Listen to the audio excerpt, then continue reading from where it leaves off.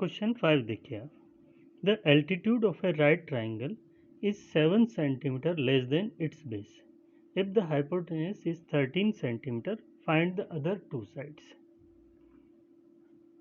अब ये जैसे कोई भी एक राइट ट्राइंगल है,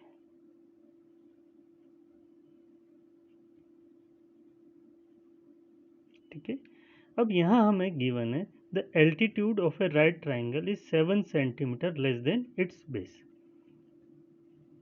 तो एज्यूम कर लेते हैं, लेट बेस बी सी एक्स सेंटीमीटर, ये मैंने एक्स एज्यूम कर लिया, ठीक है।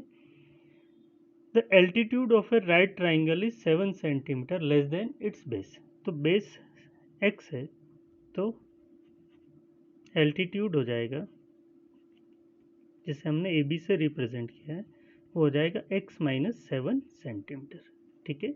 मतलब ये एक्स है तो ये कितना हो गया, x minus 7 centimetre. If the hypotenuse is 13 centimetre, तो हाइपोटेन्यूज गिवन है 13 सेंटीमीटर, ठीक है।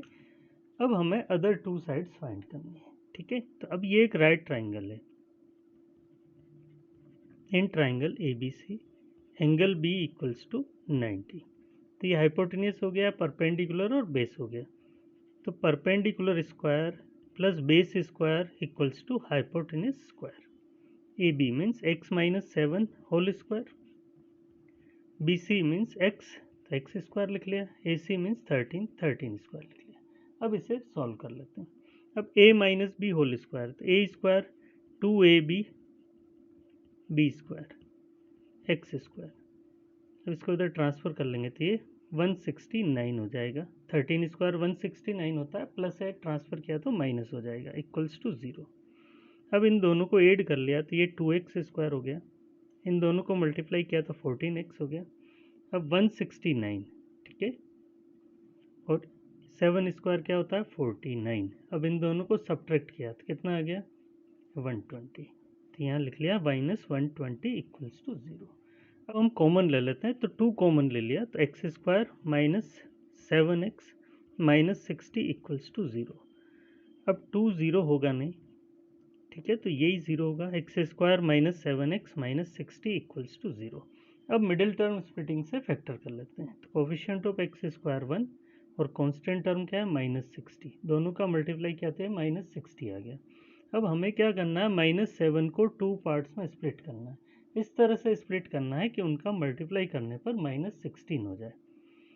तो 12 और 5 ले लेंगे, तो 12 माइनस 5 करेंगे तो 7 आ जाएगा, और 12 इंटू 5 करेंगे तो 60 आ जाएगा, ठीक है। तो -12 ले लेंगे और +5 ले लेंगे, तो -12 + 5 -7 होगा, और -12 और +5 का मल्टीप्लाई करेंगे तो -60 हो जाएगा।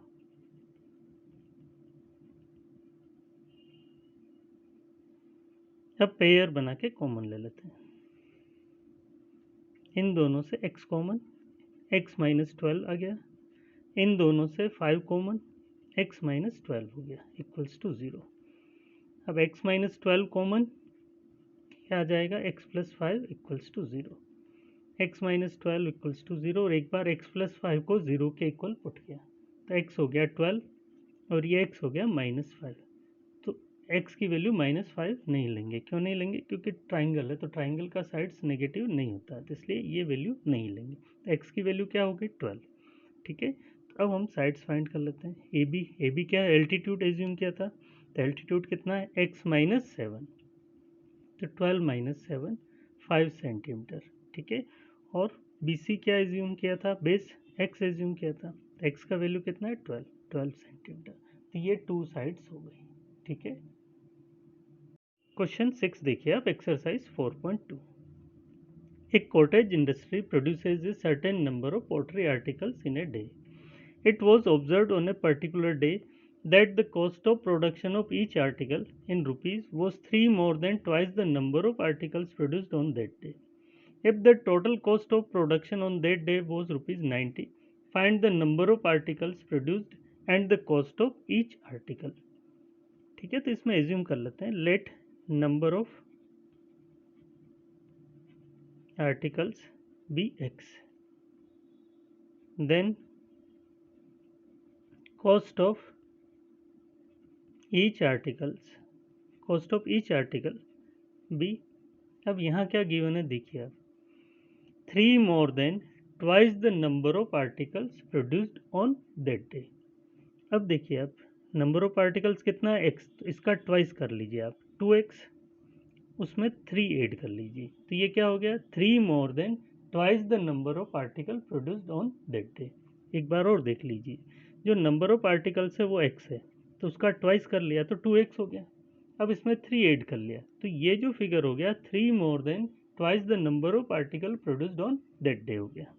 ठीक है, अब यहाँ पर टोटल कॉस्ट जो है वो गिवन है 90, तो नंबर ऑफ आर्टिकल्स x है और cost of each article 2x plus 3 है, इक्वल्स टू 90 कर लेंगे। अब इसे सॉल्व कर लेते हैं, x का 2x से किया तो 2x स्क्वायर हो गया, x का 3 से मल्टीप्लाई किया 3x, इसको ट्रांसफर कर लिया तो 90 हो जाएगा माइनस। ठीक है, इक्वल्स टू 0। अब मिडिल टर्म स्प्लिटिंग से फैक्टर कर लेते हैं, तो अब यहाँ देखिए कोफिशिएंट ऑफ एक्स स्क्वायर 2 है और कांस्टेंट टर्म क्या है -90, दोनों का मल्टीप्लाई किया तो ये हो गया -180। अब कोफिशिएंट ऑफ एक्स कितना है 3, तो हमें क्या करना है 3 को 2 पार्ट्स में इस तरह से स्प्लिट करना है कि इनका मल्टीप्लाई करने पर -180 आ जाए। तो 15 और 12, तो 15 और 12 माइनस करेंगे तो 3 आ जाएगा और इन दोनों का प्रोडक्ट करेंगे तो -180।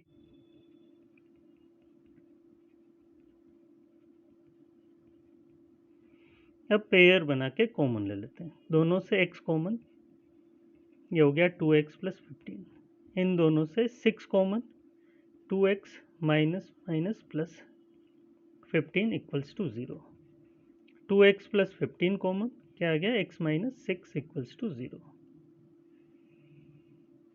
अब 1 बाई 1 इनको 0 के इक्वल पुट कर लेते हैं, अब इसको ट्रांसफ़र कर लिया तो -15, तो x हो गया -15/2। तो नंबर ऑफ आर्टिकल्स नेगेटिव नहीं होता है, तो इसलिए ये छोड़ दिया हमने। x माइनस 6 इक्वल्स टू 0 है, तो x क्या हो गया 6 हो गया। ठीक है, तो नंबर ऑफ आर्टिकल्स हो गया 6 और कॉस्ट ऑफ ईच आर्टिकल क्या एज्यूम किया था हमने 2x प्लस 3 एज्यूम किया था, तो 2 इंटू 6 प्लस 3, 12 प्लस 3 मीन्स 15, तो 15 रुपीज़ क्या हो गया कॉस्ट हो गया ईच आर्टिकल का। ठीक है,